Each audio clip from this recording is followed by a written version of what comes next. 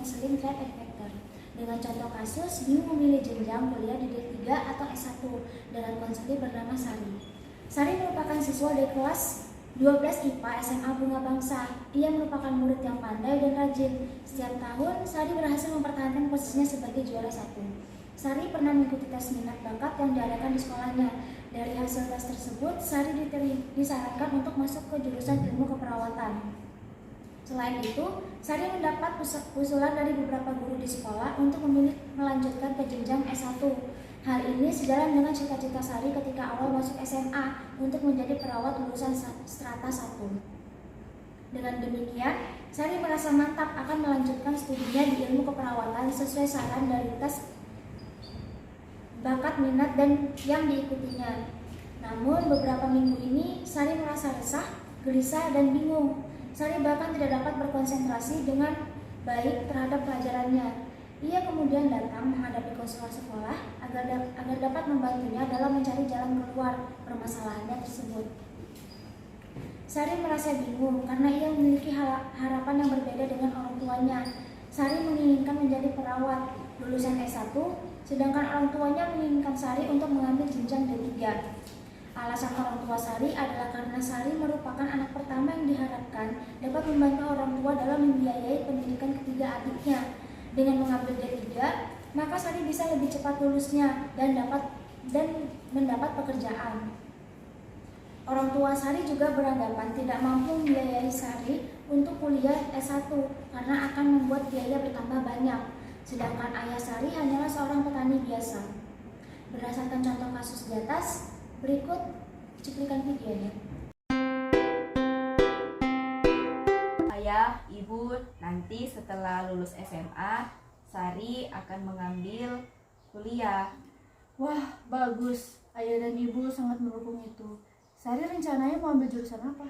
Sari rencananya ingin mengambil jurusan S1 dengan jurusan keperawatan.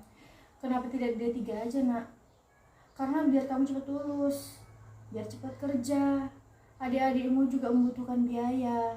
Karena itu, setidaknya ketika Sari bekerja, nanti dapat meringankan ayah dan ibu. Iya, Nak.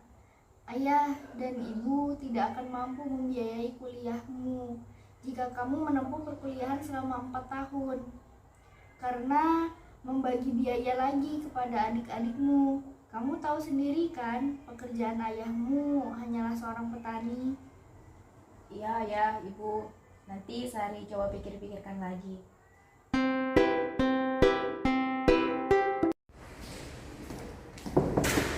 Assalamualaikum, Bu. Waalaikumsalam, Sari. Sini masuk, silakan duduk. Iya, Bu.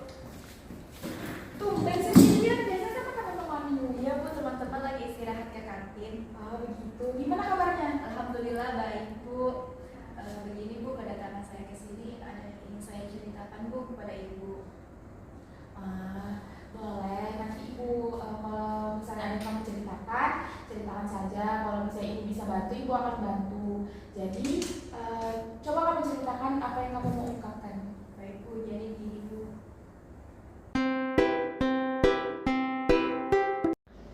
Jadi gini, Bu, akhir-akhir ini saya merasa bingung, Bu. Bingung. Lalu Jadi saya tidak konsentrasi belajar, Bu, di kelas. jadi konsentrasi belajarmu itu terganggu karena kamu sedang kebingungan. Iya, Bu, saya juga merasa gelisah dan resah, Bu. Jadi kamu juga merasa gelisah dan resah dalam pikiranmu saat ini. Iya, Bu. Apa ada hal lain lagi yang membuat kamu kurang nyaman? Yang ada, Bu, itu saja, Bu. Baiklah, Sari. Mari kita tinjau masalahmu ini lebih dalam ya. Iya, Bu.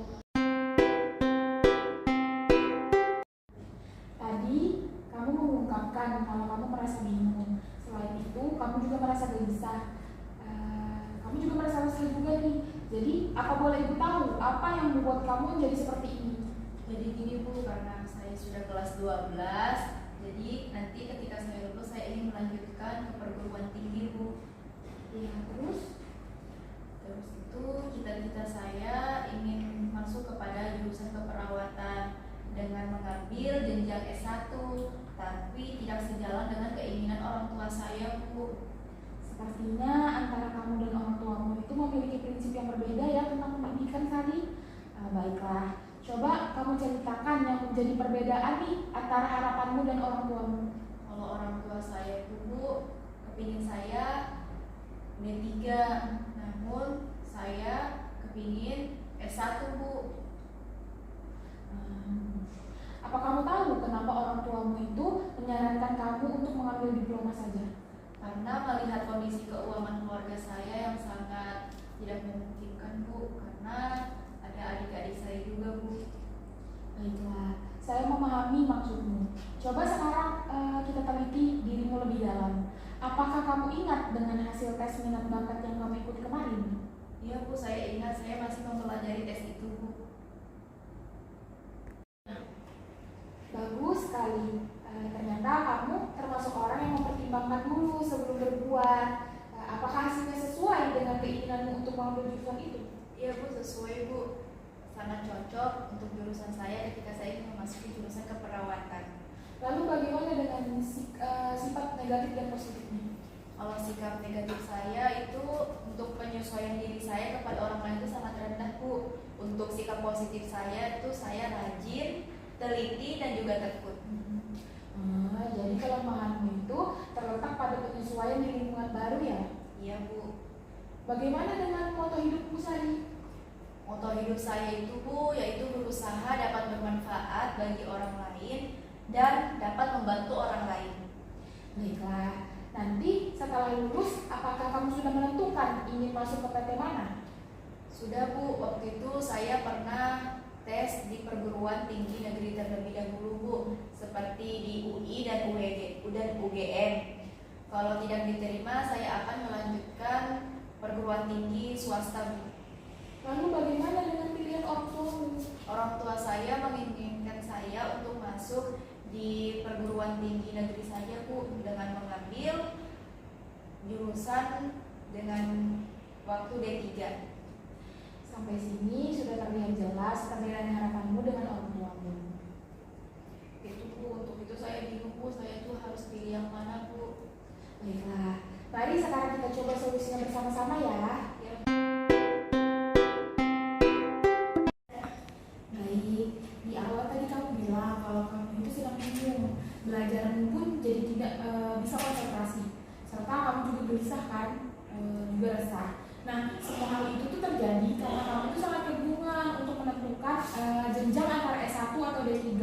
Karena kamu tuh sebenarnya berharap dapat mengambil S1, tapi orang tuamu itu menginginkan D3. Apa benar begitu? Benar Bu. Baik, sekarang mari kita lihat keuntungan dari setiap jenjang. Keuntungan misalnya kalau saya ngambil jurusan S1 itu cita-cita saya tercapai, terus itu karir saya juga bagus Bu, dan saya bisa dapat gelar sarjana. Tapi kalau saya mengambil jurusan D3 itu kuliahnya cepat, terus saya juga bisa dapat cepat kerja, terus itu bisa membantu biaya adik-adik saya Bu. Baik, itu tadi keuntungan dari S1 dan D3. Nah, selanjutnya coba jelaskan kerugian dari kedua jenjang tersebut. Kalau misalnya S1 nanti lama, sekitar 4 tahun, terus itu memakan biaya yang sangat banyak. Kalau D3 cita-cita saya tercapai Bu, jadi saya bingung Bu harus pilih yang mana Bu. Iya, Ibu mengerti kebingunganmu. Saya akan bertanya, mungkinkah kiranya nanti kamu kuliah jenjang D3? Iya Bu, mungkin, tapi kan Tapi apa? saya ragu Bu. Saya bingung Sari jadinya. Tadi kamu mengatakan mungkin, tapi kamu juga bilang ragu. Jadi ini bagaimana? Ibu menanyakan apakah saya akan masuk di kuliah D3 ya Bu? Wah, Ibu tidak bermaksud begitu. Ibu menanyakan itu agar kita nih mudah untuk memetakan pilihan. Apa bisa kita lanjutkan? Bisa Bu.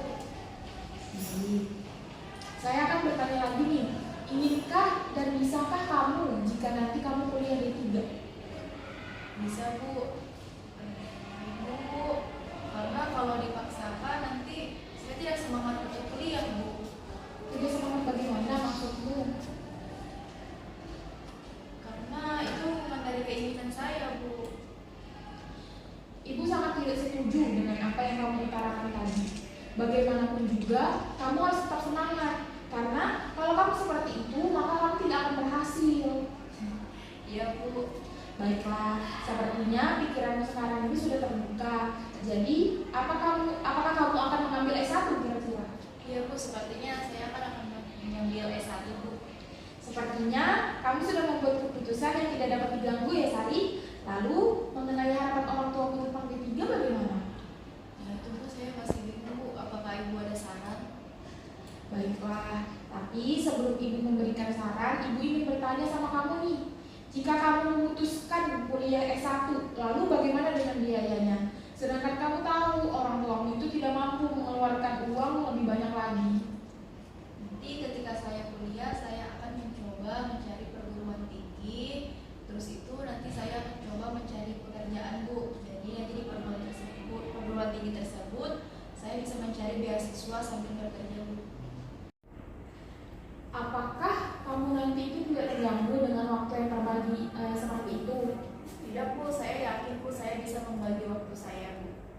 Kamu mengatakan ini apa karena kamu ingin cepat mendapatkan solusi atau kamu memang benar-benar bersemangat? Saya semangat Bu. Nanti kalau sudah saya sampai rumah, saya coba terbuka kepada orang tua saya dan saya dapat menceritakan kepada orang tua saya. Baiklah, saya yakin kamu bisa dan semangat. Jangan pernah menyerah ya Sari. Baik Bu, terima kasih Bu. Baiklah Sari, sepertinya kebingunganmu sudah menemukan jalan keluarnya ya. Iya Bu, saya sudah lega. Oke, kamu sudah merasa lega dan saya juga bahagia nih melihatnya. Oh iya, sebelum sesi konseling ini tuh berakhir, saya akan menyimpulkan nih pembahasan kita dari awal hingga akhir ya. Iya Bu. Pembicaraan awal kita tadi, kamu datang menemui saya karena merasa bingung, resah dan gelisah. Hal itu terjadi karena kamu memiliki harapan yang berbeda nih dengan orang tuamu tentang jenjang perkuliahan yang ingin kamu ambil dan orang tuamu sarankan. Dan akhirnya kamu mengambil keputusan nih untuk mengambil S1 jurusan ilmu keperawatan. Kamu juga mencari tambahan biaya melalui bekerja dan berusaha mendapatkan beasiswa di perkuliahan tersebut. Nah, nantinya kamu akan berbicara nih perihal ini dengan orang tuamu. Seperti itu kan? Iya Bu, betul. Baiklah, kalau begitu sesi konseling kita hari ini sudah menemukan titik terang nih dari permasalahanmu. Apa ada hal lain lagi yang ingin kamu ungkapkan Sari? Tidak ada Bu. Sepertinya itu saja. Saya izin pamit ke kelas ya Bu. Baiklah, silahkan kembali ke kelas. Baik Bu, terima kasih. Terima kasih ya. Assalamualaikum. Waalaikumsalam.